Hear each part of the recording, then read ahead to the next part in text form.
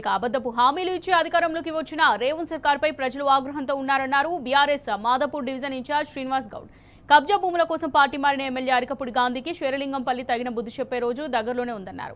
ఆయన ఆధ్వర్యంలో మాదాపూర్ డివిజన్లో బీఆర్ఎస్ పార్టీ కార్యాలయాన్ని ఎమ్మెల్యే మాధవరం కృష్ణారావు ప్రారంభించారు. శేరలింగంపల్లిలో బీఆర్ఎస్ పార్టీని గెలిపించేందుకు ప్రజలు సిద్ధంగా ఉన్నారన్నారు. కేటీఆర్ సభకు వచ్చిన ప్రజాదరణ ఇందుకు నిదర్శనమంటున్న బీఆర్ఎస్ నాయకులతో మా ప్రతినిధి రంజిత్ ఫేస్ టు ఫేస్. అబద్ధపు హామీలతో కాంగ్రెస్ పార్టీ ప్రభుత్వం ఏర్పాటు చేసి 2 సంవత్సరాలైనప్పటికీ ప్రజలకు 420 హామీల్లో ఏమి ఇవ్వకుండా అబద్దాలతోనే మోసం చేస్తుంది. ఇప్పటికే ఎక్కడ చూసినా బీఆర్ఎస్ పార్టీ సైనికులందరూ కూడా విస్తృతంగా కూడా ప్రచారం చేస్తున్నారు. దానిలో భాగంగా శేర్లింగంపల్లి నియోజకవర్గంలోని మాదాపూర్ డివిజన్లో స్థానిక ఇన్ఛార్జ్ అయినటువంటి శ్రీనివాస్ గౌడ్ ఆధ్వర్యంలో కూడా పార్టీ కార్యాలయం ఓపెన్ చేశారు. దానికి సంబంధించిన వివరాలను కూడా తెలుసుకో ప్రయత్నిద్దాం. అన్న చెప్పండి, మీరు మాజీ కార్పొరేటర్ గా ఉన్నారు. ప్రస్తుతానికి 2 సంవత్సరాలలో కాంగ్రెస్ పార్టీ పాలన అనేది ఏ విధంగా ఉంది? కాంగ్రెస్ పార్టీ పాలన ప్రజలే చెప్తారు. ఎందుకంటే ఈ యొక్క శేర్లింగంపల్లిలో 9,000 కోట్లతోని అప్పట్లో బీఆర్ఎస్ ప్రభుత్వంలో ఏమేమి చేసినామనేది అద్దం ఎట్లా ఉంటుందో, మన ముఖం అద్దం ఎట్లా కనిపిస్తుందో కానీ రోడ్లు కానీ మిగతావన్నీ కూడా కనిపిస్తున్నాయి.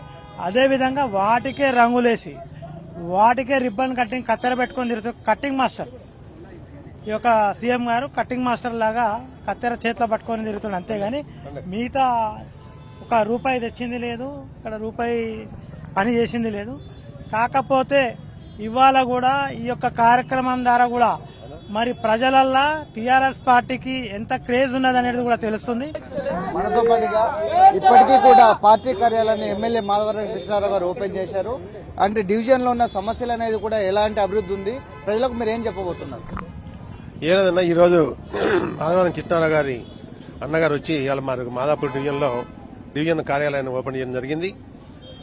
మాకు మరి అన్నగారు చాలా అండగా ఉన్నారు. ఈ రోజున డివిజన్ లో చాలా సమస్యలు ఉన్నాయి. ఇంతకుముందు ఏదో బీఆర్ఎస్ గవర్నమెంట్ లో ఏమైతే అభివృద్ధి జరిగిందో ఆ అభివృద్ధి కార్యక్రమాలతో అట్లా అయిపోయింది తప్పితే అక్కడ తర్వాత ఒక రోడ్డు వేసింది కానీ, ఒక డ్రైనేజ్ వ్యవస్థ కానీ, ఒక రోడ్డు కానీ, ఒక బ్రిడ్జి కానీ ఏది కూడా ఇంతవరకు కూడా ఒక తాపి కూడా చేసిన సందర్భాలు లేవు. సో అందుకని మేము కూడా పటిష్టంగా ఇవాళ శేర్లింగంపల్లిలో అందరం కూడా కలిసికట్టుగా మేము ఉన్నాం.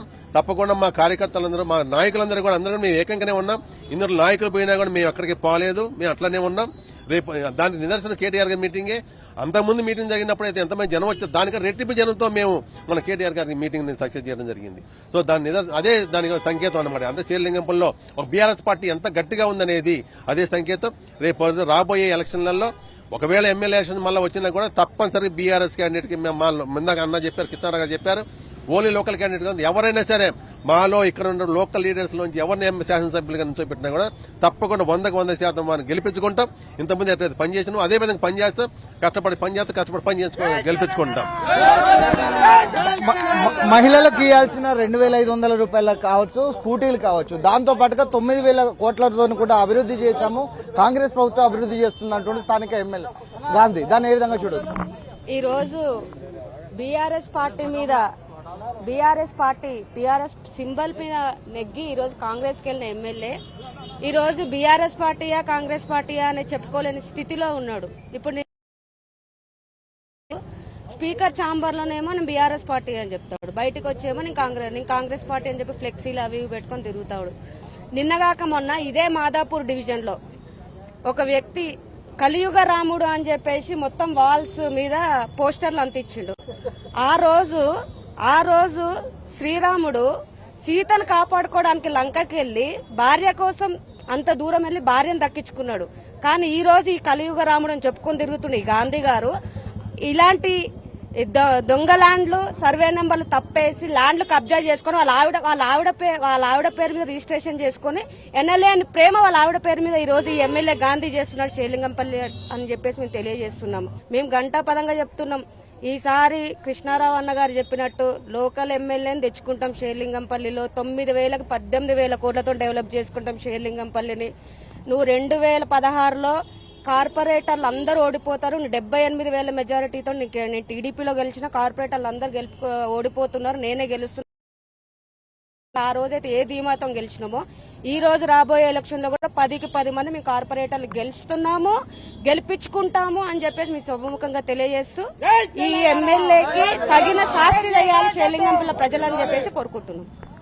ఇది పరిస్థితి. అంటే దాదాపు 2 సంవత్సరాలు అవుతున్నప్పటికీ కూడా ఎలాంటి అభివృద్ధి చేయలేదు షేర్లింగంపల్లి. గత 10 సంవత్సరాల్లో 9,000 చేసినటువంటి కేసీఆర్ ప్రభుత్వం మళ్లీ రావాలి. దాంతో పాటు 2 సార్లు బీఆర్ఎస్ పార్టీ తరఫున గెలిచినటువంటి ఎమ్మెల్యే గాంధీ ప్రజలకు మోసం చేసి తన ఆస్తులు కాపాడుకోవడం కోసమే పార్టీలు మారుతున్నారు తప్పితే ప్రజాభివృద్ధి శూన్యమని కూడా స్థానికంగా ఉన్నటువంటి మాజీ కార్పొరేటర్లు చెప్పిన పరిస్థితులు కనబడుతున్నాయి. కెమెరామెన్ చందుతో రంజిత్ టీ న్యూస్, హైదరాబాద్.